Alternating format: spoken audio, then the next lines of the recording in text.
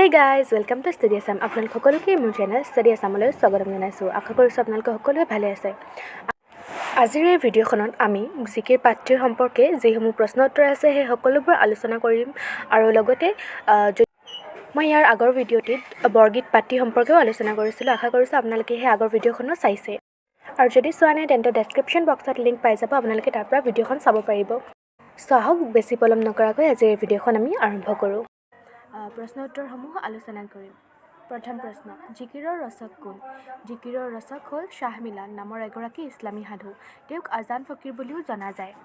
দ্বিতীয় প্ৰশ্ন, জিকিৰবোৰক কিহৰ লগত তুলনা কৰিব পাৰি? জিকিৰবোৰক হিন্দুসকলৰ ভক্তিমূলক প্ৰাৰ্থনা বা স্তুতিগীতৰ লগত তুলনা কৰিব পাৰি।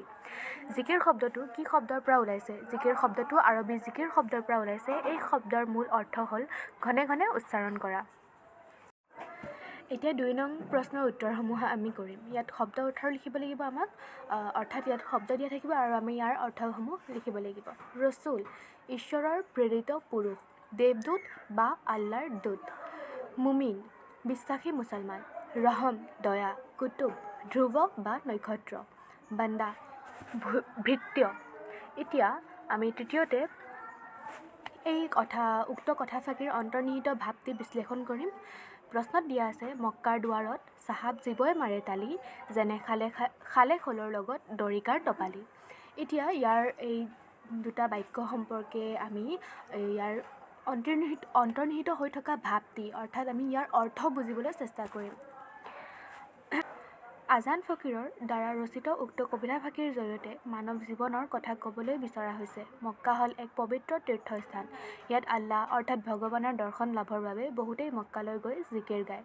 কিন্তু ইয়াৰ মাজেৰে জীৱই আল্লাহৰ কোনো সন্ধান নাপায়, কিয়নো জীৱবিলাকত যি এবাৰো আল্লাহে নিৰ্দেশ কৰা পথত খোজ দিয়া নাই। তেওঁক আল্লাহ কাহিনী বাই পৰিত্যাগ কৰিছে। মানুহৰ ভুল ধাৰণাৰ বশৱৰ্তী হৈ মানৱ জীৱনত এটাৰ পাছত এটা পাপ কৰি শেষত মক্কালৈ যায় তাৰ পৰম মুক্তি লাভৰ বাবে। কিন্তু অসৎ কৰ্মত লিপ্ত হোৱাজনে মুখেৰে আল্লাহৰ নাম ল'লেই কেতিয়াও মুক্তি নাপায়। আচলতে বিশ্বাসী মুছলমানজনৰ অন্তৰত আল্লাহ লুকাই থাকে, তাক মাত্ৰ স্মৰণ কৰিলেহে হয়। মানে ইয়াত আমাক এই উত্তৰটোত এইটোৱে বুজাব বিচাৰিছে, যদি কোনো ব্যক্তিয়ে নিজৰ উৰেটো জীৱন কাল তেওঁ যদি অসৎ কামেই কৰি থাকে, তেন্তে তেওঁ কেতিয়াও আল্লাহক বিচাৰি নাপায়।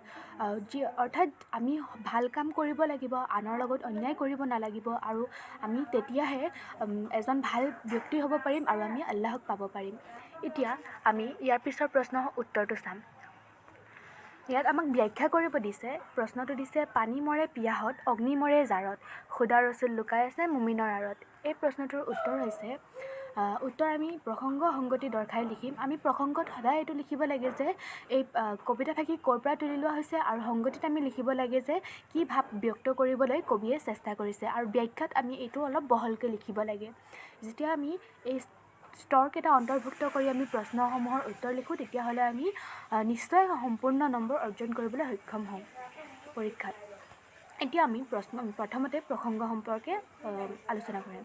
উক্ত কবিতাফাঁকি আমাৰ পাঠ্যপুথিৰ অন্তৰ্গত আজান ফকীৰৰ দ্বাৰা ৰচিত জিকিৰ নামৰ পাঠটিৰ পৰা তুলি দিয়া হৈছে। সংগতি, এই পদফাঁকিৰ জৰিয়তে আল্লাহ অৰ্থাৎ ভগৱানৰ সান্নিধ্যৰ পথ কিদৰে লাভ কৰিব পাৰি তাকেই কৰিবলৈ বিচাৰিছে।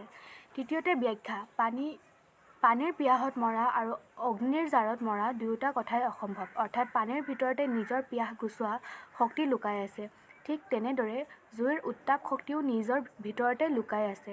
কিন্তু পানী আৰু জুয়ে নিজৰ শক্তিৰ কথা নাজানে। ঠিক তেনেদৰে পানীৰ পিয়াহত অধীৰজনে পানীক পানী বুলি চিনি নাপালে, বা জাৰত কঁপি থকা মানুহ এজনে জুইৰ অস্তিত্বৰ কথা নাজানিলে, তাক বিচাৰি চলাথ কৰিলেও বিচাৰি পোৱা নাযায়।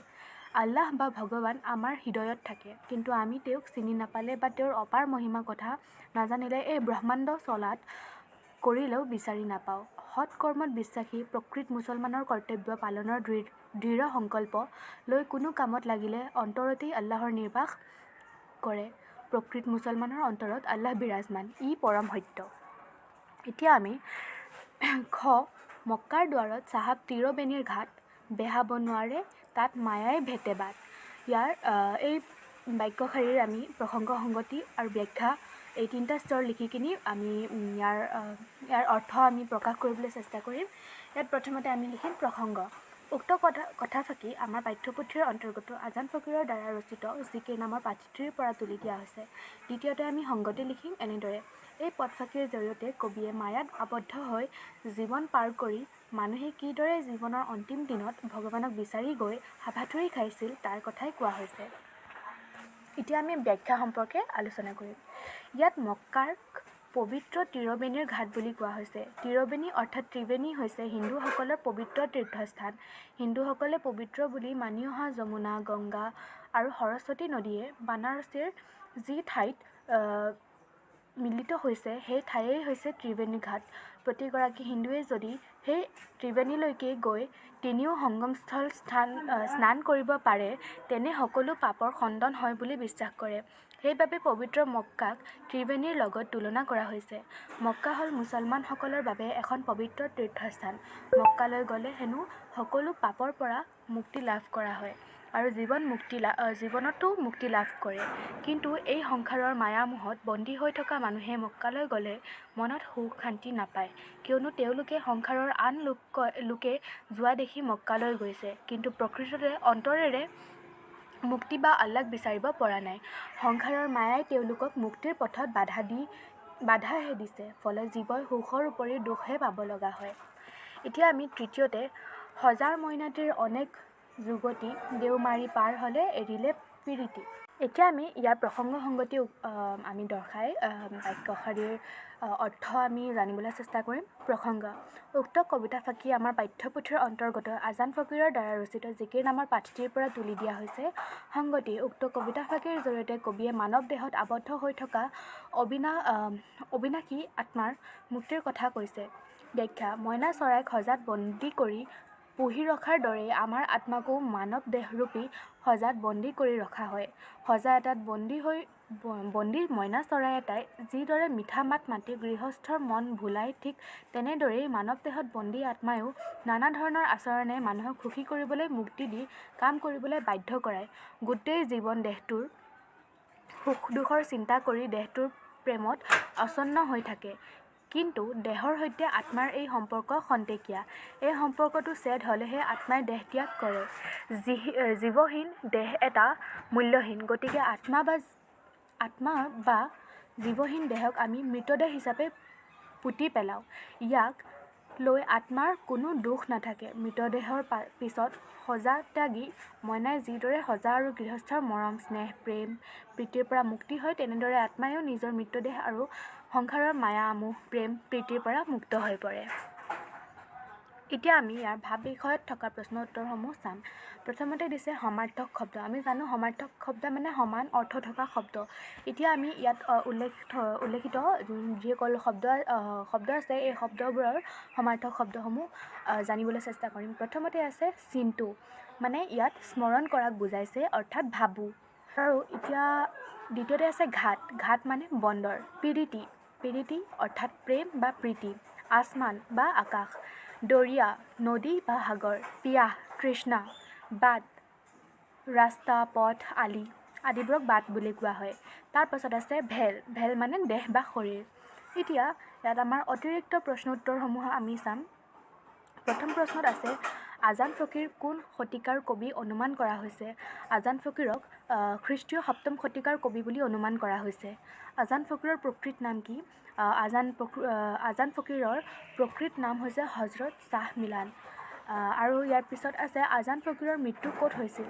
দিখৌমুখৰ খৰাগুৰি চাপৰিত তেওঁৰ মৃত্যু হৈছিল। জিকিৰসমূহক অসমীয়া কি গীতৰ লগত তুলনা কৰিব পাৰি? জিকিৰসমূহক অসমীয়া স্তুতি গীতৰ লগত তুলনা কৰিব পাৰি। জিকিৰটোত উল্লেখ কৰা আদম কোন? আদম হ'ল আল্লাহৰ সৃষ্টি কৰা প্ৰথম মানৱ। মক্কাৰ দুৱাৰক কি ঘাটৰ লগত তুলনা কৰা হৈছে? ত্ৰিবেণীৰ ঘাটৰ লগত তুলনা কৰা হৈছে। কোনে আজান ফকীৰৰ চকু কাঢ়িছিল? ৰূপাই দা ধৰা নামৰ লোক এজনে আজান ফকীৰৰ চকু কাঢ়িছিল। মুমিন মানে কি? মুমিন মানে বিশ্বাসী মুছলমান। ইয়াত উল্লেখিত এই ভিতৰুৱা প্ৰশ্ন উত্তৰবোৰ হয়তো আপোনালোকৰ আগন্তুক পৰীক্ষাত আহিব পাৰে। তাৰ বাবে মই এই প্ৰশ্নখিনি আপোনালোকৰ বাবে লৈ আহিছোঁ। আশা কৰিছোঁ আপোনালোকে এই ভিডিঅ'খন চাই ভাল পাইছে, আৰু যদি ভাল পাইছে তেন্তে লাইক, শ্বেয়াৰ, কমেণ্ট আৰু ছাবস্ক্ৰাইব কৰিবলৈ নাপাহৰিব। আজিৰ ভিডিঅ'টোত ইমানখিনিলৈকে আছিলে। ভিডিঅ'টো শেষলৈ চোৱাৰ বাবে ধন্যবাদ।